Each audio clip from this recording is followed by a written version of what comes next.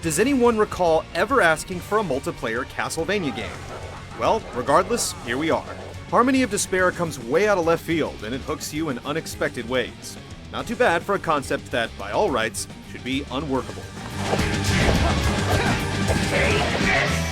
If you're having trouble imagining how multiplayer Castlevania goes down, that's perfectly understandable. Think a Diablo-style acquisitionist approach to replayability wrapped loosely around the framework of a Metroidvania game.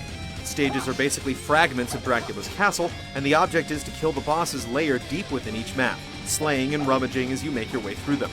Up to 6 players can participate in a game online, and there are 5 Castlevania characters playable, including favorites like Alucard, Soma Cruz, and Shanoa. Each plays differently, with mechanics and abilities that'll feel familiar if you've played their games.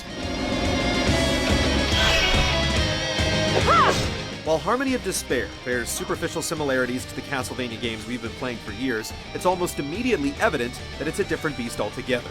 Upon setting foot on a stage and scoping the breadth of the map by means of the neat zoom function, your first instinct might be to casually meander through its halls, seeing what horrors you could uncover through gradual exploration. But once you notice the ticking clock on screen, you realize that you're here to get things done. Exploration is just a means to an end. In some stages, you won't necessarily start anywhere near the other player, so you'll have to puzzle out the quickest path to meet up. Then there's the ever-present temptation of treasure. Do you brave a few hazard-filled rooms to reach a chest, or should you save your resources for the grueling battle at the end? At its best, the exploration element serves as a useful way of overcoming a huge obstacle, like coordinating amongst your team to trigger the enormous hammer trap that demolishes the towering end boss.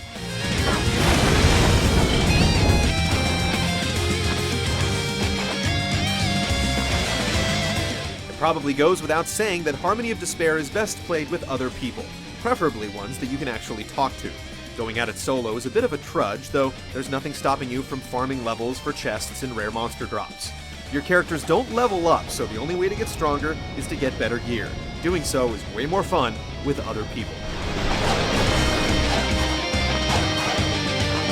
Compared to other Castlevania games, Harmony of Despair's world feels like a bit of a patchwork. The thrill of discovery is gone, and in its place is the compulsive drive to acquire loot. Oddly enough, it works, and it can actually be a lot of fun with friends.